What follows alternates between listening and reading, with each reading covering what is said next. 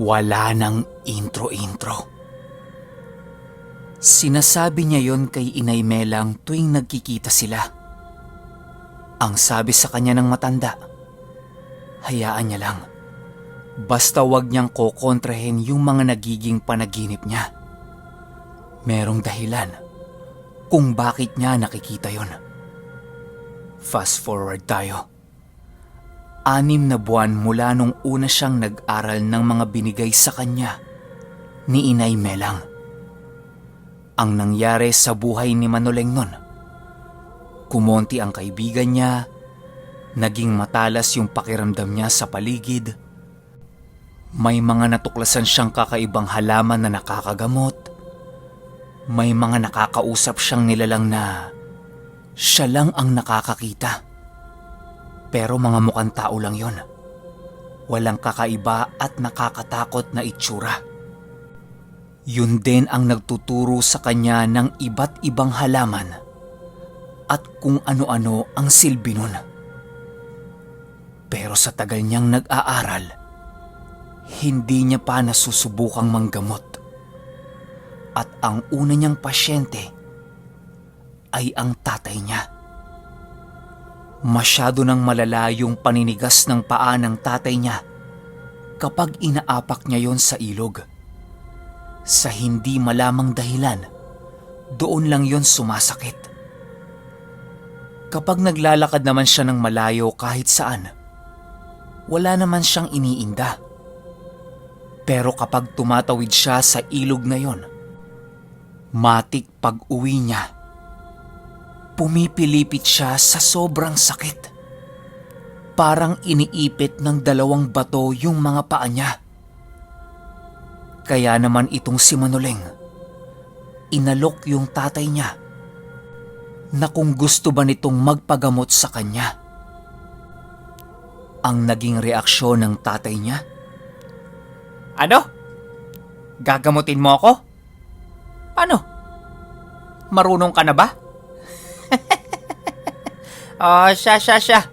Pagbigyan kitang bata ka. Tingnan natin kung mawala mo yung sakit ng paa ko. Unang ginawa ni Manoleng, pinaupo niya yung tatay niya. Tapos pumuwesto siya sa may paanan nun. Ipinatong niya yung paa ng tatay niya sa tuhod niya at kinapakapa niya yung ilalim. Nung tapos na niyang kapain, malinis yung paa ng tatay niya. Ibig sabihin, walang baradong ugat, walang naipit na ugat, at normal na normal ang daloy ng dugo.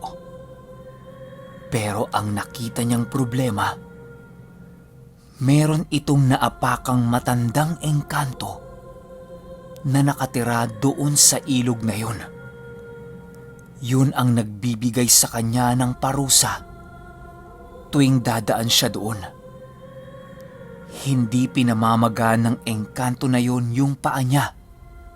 Bagkus, pinaparamdam nito yung sakit na naramdaman niya nung naapakan siya ng tatay ni Manoleng.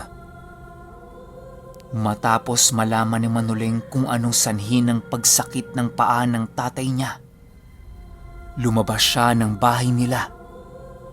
Kumuha siya ng damo, dinikdik yun, at itinapal sa ilalim ng paa ng tatay niya. Ang sabi niya dito, "Tay, huwag mo munang iapak yung paa mo. Kahit mga kalahating oras lang. Pagbalik ko, pwede mo nang iapak ulit yan." Tanong ng tatay niya, "Oh, aalis ka? Anong oras na? Baka mapahama ka dyan, ha?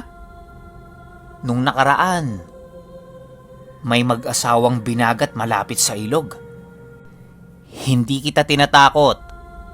Pinapaalalahanan lang kita." Sagot ni Manoleng, "Huwag kang mag-alala sa akin, tay. Akong bahala." Matapos yan, naglakad na si Manoleng papunta sa ilog. Pagdating niya doon, may nakita siyang nakatuwad. Parang umiinom ng tubig. Nakaramdam kaagad si Manoleng ng matinding init sa dalawang tenga niya.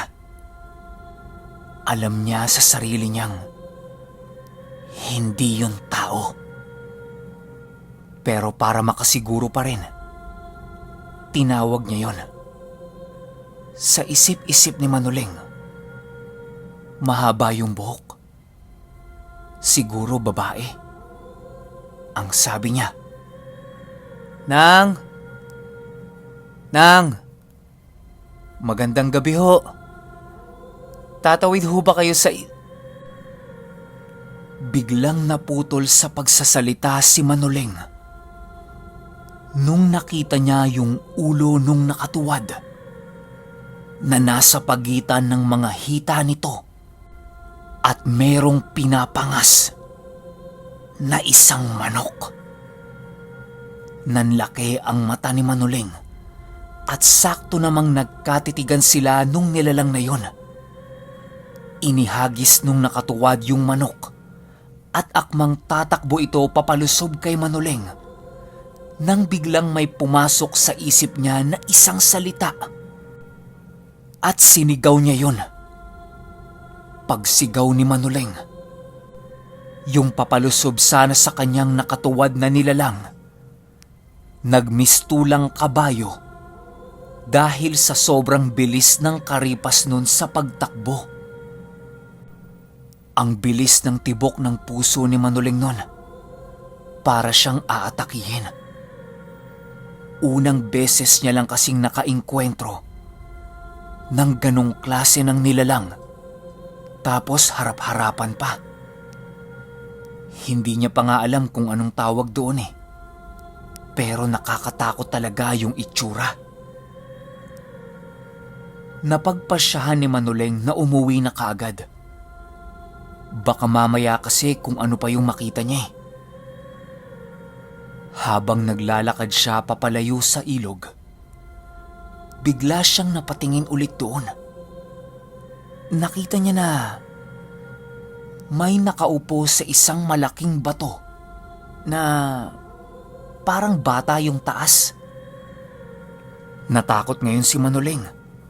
Baka kasi kilala niya yung bata na yun eh. Tumakbo pabalik si Manoleng para tawagin yung nakaupo. Ang sabi niya, Toy!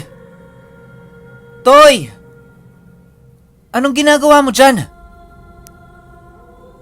Hindi sumasagot yung nakaupo sa bato. Nung humarap ito sa kanya, halos maihi siya sa takot dahil sa itsura nung nakaupo na yon. Para itong naaagnas na puno at ang sama ng titig sa kanya. Hindi alam ni Manoleng kung anong gagawin niya nun. Hindi rin siya makagalaw sa pwesto niya. Kung nakakatakot yung itsura nung una niyang nakita, mas nakakatakot naman ang presensya nitong nilalang na ito. Bukod sa pangit, may maitim at malakas itong aura. Unti-unti nang napapaluhod si Manoleng nang may magsalita sa likod niya ng, Nong! Tama na yan. Konti pa lang ang alam niyang batang yan. Kitang-kita ni Manoleng na nanlaki yung mata nung nasa ibabaw ng bato at tumalon yun papunta sa ilog. Paglingon niya sa likod niya, nakita niya si Inay Melang na may bitbit na gasera at nakatayo ito sa likuran niya. Grabing ginhawa ang naramdaman ni Manoleng nun. Para siyang nabunutan ng tinik sa dibdib niya. Tumakbo kagad siya para lumapit kay Inay Melang at yumakap siya rito. Nanginginig na tanong ni Manoleng, Nay, ano ba yun? Kung ano-ano nang nakikita ko, Nay. Kanina, may nakatuwad dyan sa ilog. Tapos yung sumunod, parang hindi ko maintindihan yung itsura eh. Pero, natatakot talaga ako, Nay. Ang sabi sa kanya ni Inay Melang, yung una mong nakita, aswang yun. Nakatira sa kasunod bayan. Namimeste ng mga alagang hayop dito. Meron kasing buntis sa lugar nila, pero hindi niya magalaw. May manggagamot kasi doon, kaya dito siya nanggugulo. Yung pangalawa mong nakita, yun yung nagpapahirap sa tatay mo. Kapag dumaraan siya dyan sa ilog. Pero wala na yun. Naalis mo na yung sakit ng tatay mo. Takang-taka si Manuleng sa sinasabi ni Inay Melang. Paano niyang nalaman na siya ang gumagamot sa tatay niya? At saka, papaano niyang napagaling yung tatay niya? Wala naman siyang ginawa. Tinanong niya kay Inay Melang yan pero ang tanging binigay lang nitong sagot sa kanya, nagawa mo yon nang hindi mo nalalaman. Sa pagtagal, ikaw mismo sa sarili mo, malalaman mo na yung mga tamang ginagawa mo kapag nanggagamot ka. Ihanda mo rin ang sarili mo dahil magiging lapitin ka na rin ng iba't ibang klase ng nilalang.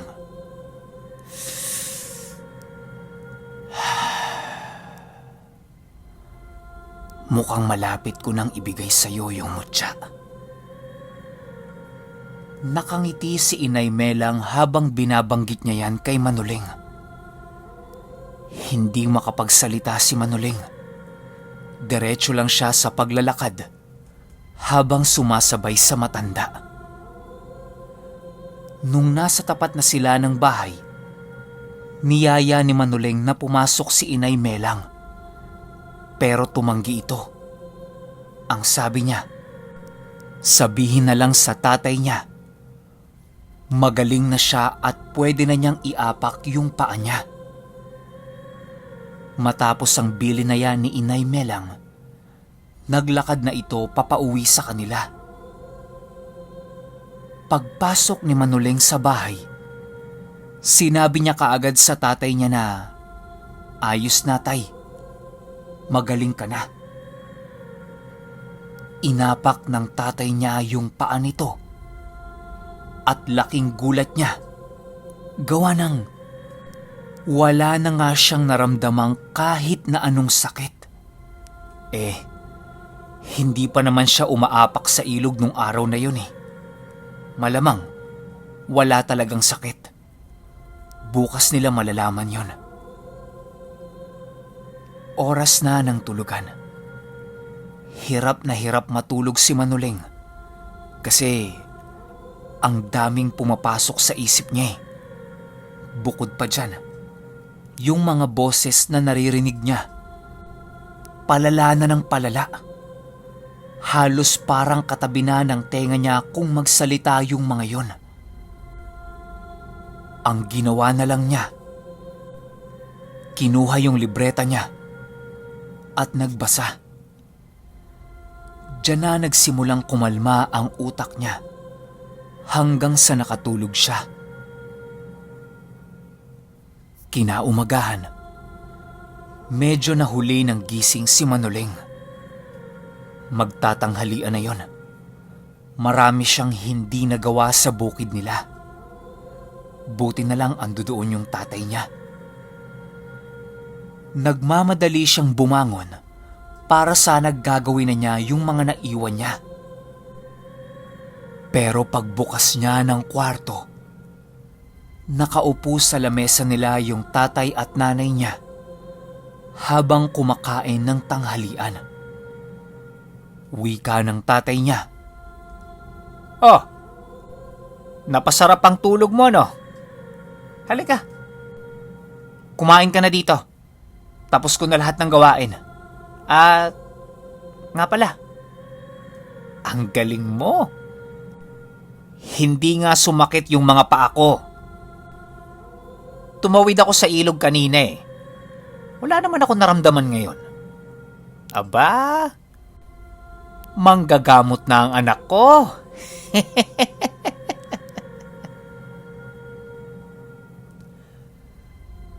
Nakatulala lang si Manoleng habang nakatingin sa nanay at tatay niya.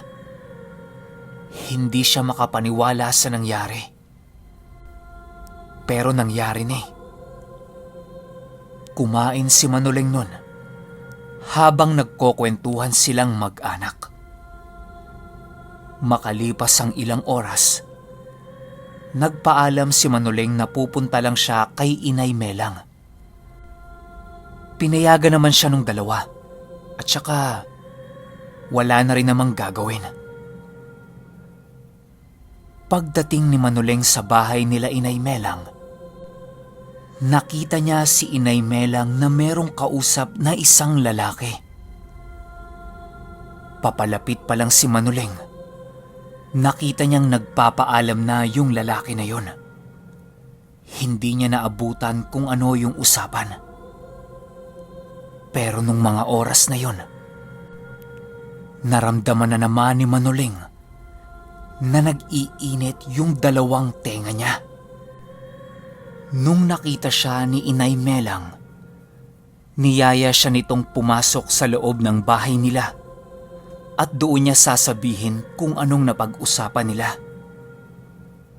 Ayon sa matanda, lumapit yung lalaki na yun sa kanya para humingi ng tulong.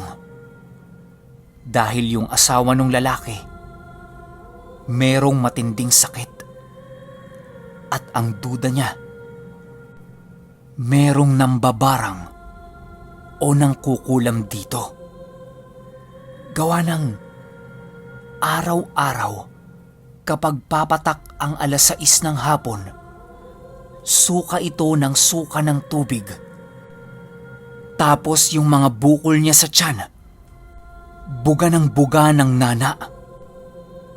Ang matindi pa, may kasamang malalaking ipis yung sinusuka nito.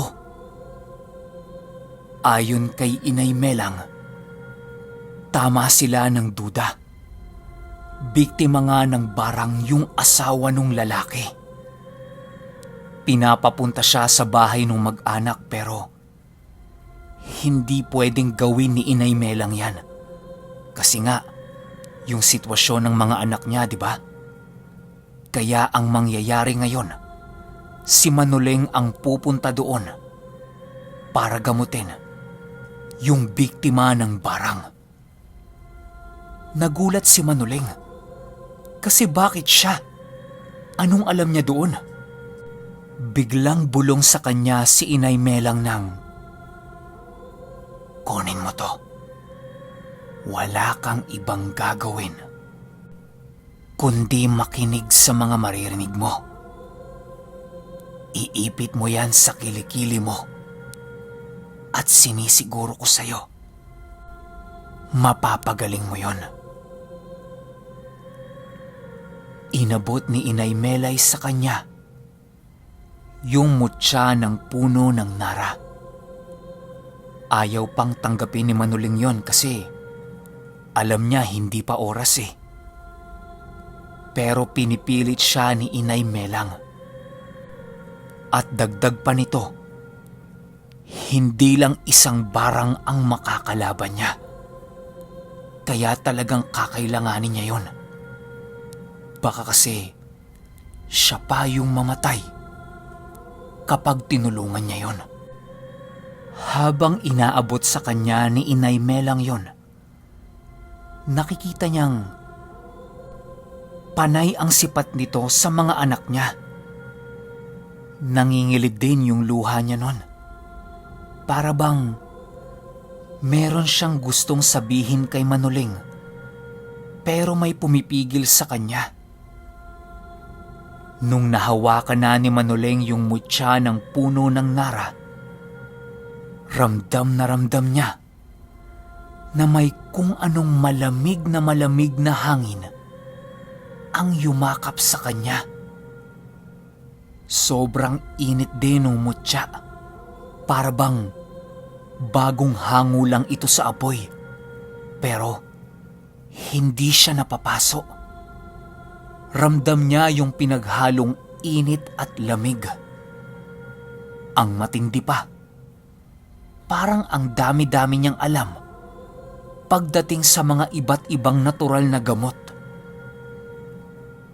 Hinawakan ni Inay Melang ang mga kamay niya at nagsalita ito ng, "Ikaw na ang bahala sa lahat. Alam nila na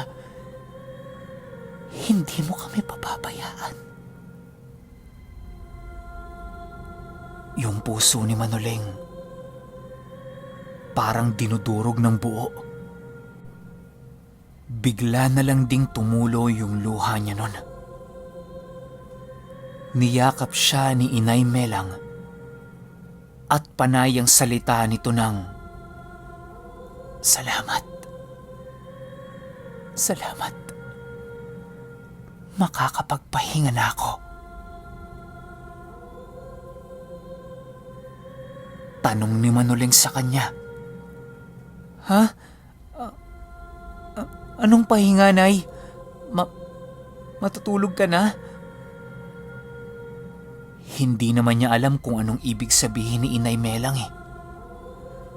Bumitaw sa pagkakayakap si Inay Melang sa kanya at ngumiti na lang ito. Bili ni Inay Melang kay Manoleng, agahan niya ang tulog, tapusin lahat ng gawain sa bukid, at bukas na bukas, puntahan niya kaagad yung humihingi ng tulong sa kanya. Itinuro din ni Inay Melang kung taga saan yung humihingi ng tulong. At matapos ang usapan nila, umuwi na kaagad si Manoleng. Pagdating niya sa bahay nila, diretso kaagad siya sa kwarto. Nagdasal siya ng taimtim gamit ang kanyang libreta. Medyo mainit ang tenga niya nun at yung hawak-hawak niyang mutya. Alam niyang mapapalaban siya. Okay, sunod kaagad natin yung finale. Salamat.